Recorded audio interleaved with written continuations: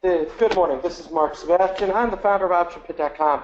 This is the AM Volatility Report. A reminder, we post lots of great stuff on our blog, so make sure you're checking out our blog. Last week's trade idea of the week is already looking pretty nice, and there you have it.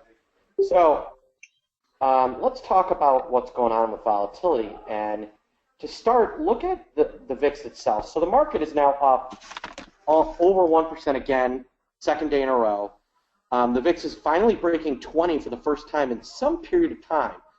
But if you're going, wait, why is it holding up so well? Why is the VIX still, still near 20? Had this nice rally. A couple of things. One, take a look at kind of the SPX chart. This has kind of been where we've had our different pieces of resistance. Our piece de resistance, if you will, has been in this kind of technical area. All right. In addition, these moves have been fast. This is last week. 1, 2, 3 huge moves. Another one today. So if you're going, why isn't the VIX dropping some more? And that's why. All right. Now looking at the VIX futures, the VIX term structure, look at how flattened they've gotten. VIX OCC, VIX NOV and DEES. NOV and DEES are on top of each other. OCC is barely above NOV. The cash is now below all of them. That's an important development. And another big piece, and this maybe is the most important piece. Look at VVIX. It's now back to 90. So it's at a level that would be considered expensive but not crazy in a normal vol period. So it has normalized itself. So VIX of VIX is now normal. The VIX is still expensive. It's still in the 20s. But that points toward a sign of normalization. And why? Well, take a look at what happened with rates the last few days. All right? Believe it or not, the best thing that could have happened to Yellen and company was the market basically forcing her to not have to make a decision. If there's anything the Fed governors hate more, it's decision-making, clearly at this point.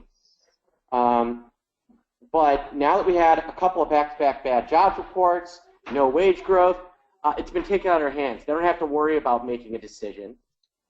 They can now just let rates run. So we're probably going to see 0 rates here till March. That's my bet. Certainly not October. Definitely not December. March is probably the earliest we see that stuff. And, while some of the big banks got kind of body slammed on Monday and Tuesday, on kind of last week, if you look, the financials have had a nice, quick little turnaround. My trade idea from the week was to buy, from Friday, was to buy JP Morgan calls. And, the good news is I'm going to make 100% on those in a day. So I am going to take my money,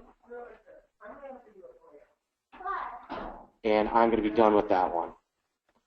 And so if you look at kind of the way everything is lining up, I think we're lining up for maybe us to normalize out of this move because volatility is now backing off, and the Fed no longer has the choice on rates.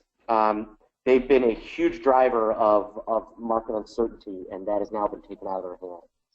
All right, so if you've got questions, you can email me, mark@optionpit.com. You can call me 888-TRADE-01. Have a great day, everybody.